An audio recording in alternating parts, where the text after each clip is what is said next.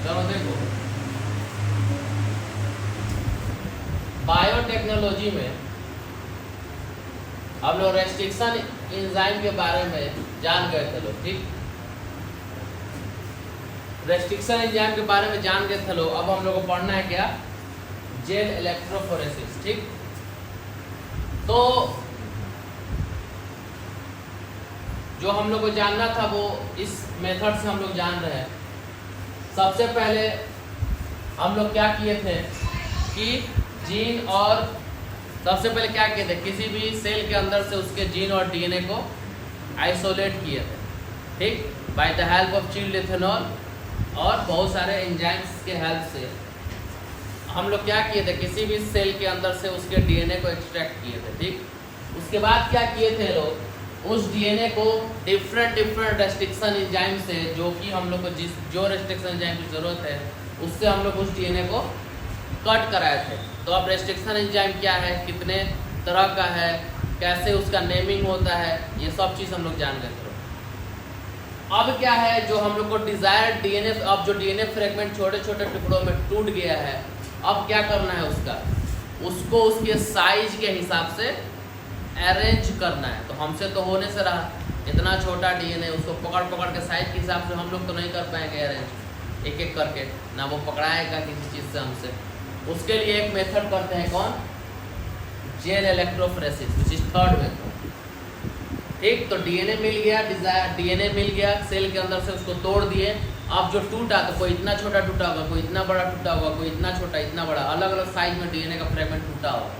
तो जो टूटा है साइज अलग अलग फ्रेगमेंट में डीएनए का, अब उसको क्या करना है हमको, उसके साइज के हिसाब से क्या करना है, अरेंज करवाना है। उसके साइज के हिसाब से डीएनए के फ्रेगमेंट को क्या करना है, मान लो ये डीएनए का फ्रेगमेंट है, ठीक, डीएनए का फ्रेगमेंट है, इसको उसके साइज के हिसाब से अरेंज करवाना है। तो कैसे अरेंज कराएंगे, तो उसके लिए प्रोसेस करते हैं क्या, gel electrophoresis, separation of DNA fragments according to their size. तो वही पढ़ना है, ठीक। तो आइए, इतना काम हो गया था। अब देखिए क्या है gel electrophoresis, separating DNA fragment based on size.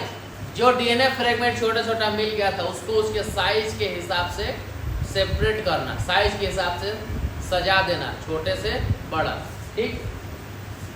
उसके लिए क्या करना पड़ता है, फर्स्ट में क्या है, जो डीएनए है वो रेस्ट्रिक्शन एंजाइम से कट किया जाता है, वो तो कट किया गया है, तो छोटा छोटा फ्रेगमेंट में टूट गया है। अब जो फ्रेगमेंट छोटा छोटा टूट के मिल गया हमको, उसको क्या करेंगे, हम जानते हैं डीएनए का कौन सा चार्ज होता है, निगेटिव चार्ज, डीएनए पे निगेटिव चार्ज। तो डीएनए पे जो निगेटिव चार्ज है, तो डीएनए जो हमारा है वो anode move there and medium matrix agarose gel. अब क्या करते हैं कि मान लो ये हमारा एग्रोस जेल क्या है, एक तरह का मैट्रिक्स है, एग्रोस जेल क्या है, एक तरह का मैट्रिक्स है, एक तरह का सेमी लिक्विड टाइप का मैट्रिक्स है। जैसे सेल के अंदर साइटोप्लाज्म मैट्रिक्स होता है, ब्लड के अंदर प्लाज्मा मैट्रिक्स होता है, वैसे ये एग्रोस जेल है, इसके अंदर पूरा क्या भरा हुआ है, एग्रोस जेल भरा हुआ है, ठीक। इस एग्रोस जेल के यहाँ पे क्या है, यहाँ पे एक जगह रहता है थोड़ा डीप गड्ढा टाइप का, यहाँ पे हम लोग डीएनए का फ्रेगमेंट रखते हैं। क्या रखते हैं, डीएनए का फ्रेगमेंट रखते हैं। और डीएनए का फ्रेगमेंट क्या है हमारा, डीएनए फ्रेगमेंट क्या है, निगेटिवली चार्ज। डीएनए क्या होता है, निगेटिवली चार्ज। तो ये जो एग्रोस जेल है, जहाँ डीएनए रखते हैं वहाँ कौन सा चार्ज रहता है, नेगेटिव, दैट्स वाई डीएनए वहाँ आराम से रखा जाता है। और उसके अपोजिट कौन सा चार्ज है, पॉजिटिव। कौन सा चार्ज है, पॉजिटिव। तो जब डीएनए हम यहाँ पे रखते हैं निगेटिवली चार्ज पे, तो डीएनए किधर जाएगा, अपने पॉजिटिवली चार्ज की तरफ अट्रैक्ट होता है। और यहाँ पे क्या है हम लोग, और जैसे ही यहाँ डीएनए का टुकड़ा यहाँ डाल दिए, यहाँ डाल दिए, यहाँ डाल दिए, यहाँ डाल दिए, तो उसके बाद कुछ देर के बाद क्या होता है, डीएनए अपने साइज के हिसाब से सेपरेट हो जाता है, जो कि ऐसा हो जाता है, ठीक है। मान लो ये ए वाला गड्ढा है, सी है, जी है, टी है, ठीक। अब यहाँ कुछ डीएनए डाले थे, यहाँ कुछ डीएनए का फ्रेगमेंट डाले थे, यहाँ कुछ डीएनए का फ्रेगमेंट डाले थे, यहाँ कुछ डीएनए का फ्रेगमेंट डाले थे छोटा छोटा, ठीक। यहाँ भी छोटा छोटा डीएनए का फ्रेगमेंट डाले थे, ठीक। और यहाँ भी डाले थे। तो क्या हुआ, कुछ देर के बाद डीएनए अपने साइज के हिसाब से सेपरेट हो गया, डीएनए अपने साइज के हिसाब से सेपरेट हो गया। ठीक, तो वही बोला है डीएनए सेपरेट आउट, ठीक, and acidic according to their size. जो डीएनए है वो अपने साइज के हिसाब से क्या हुआ, सेपरेट हो गया। ठीक, क्लियर। यहाँ क्या डाला, एग्रोज जेल क्या होता है, एग्रोज जेल हमारा क्या है, एक तरह का जेल है जो कि एक नेचुरल पॉलीमर है। किस चीज से बनता है, डी गैलेक्टोज और 3,6 अनहाइड्रो डी गैलेक्टोज। ठीक, इस दो कंपोजिशन से क्या बना है हमारा, एग्रोज जेल बना है, डी गैलेक्टोज और 3,6 अनहाइड्रो एल डी गैलेक्टोज से। ठीक, ये दो नेचुरल पॉलीमर है, इसी से क्या बनता है, एग्रोज जेल बनता है। इसी एग्रोज जेल में हम लोग एक तरफ पॉजिटिव नेगेटिव चार्ज को अटैच करते हैं, एक तरफ पॉजिटिवली चार्ज को अटैच करते हैं, और जब इलेक्ट्रिसिटी इसमें मूव आउट होता है तो जो डीएनए है वो कहाँ होता है, वो ट्रांसफर होता है पॉजिटिव चार्ज की तरफ। ठीक, तो अपने साइज के हिसाब से वो ट्रांसफर होता है। ठीक, तो यहाँ पे साइज के हिसाब से वो अपना साइज के हिसाब से सब में सजते जाएगा। अब इससे क्या होगा कि हम लोग को साफ साफ डीएनए का फ्रेगमेंट दिख जाएगा साइज के हिसाब से। अब हमको जो उसमें से डीएनए चाहिए, डीएनए के फ्रेगमेंट से जो चाहिए, अब जो डीएनए का फ्रेगमेंट यहाँ है सबके ऊपर जीन होगा, यस और नो, जीन होगा ना।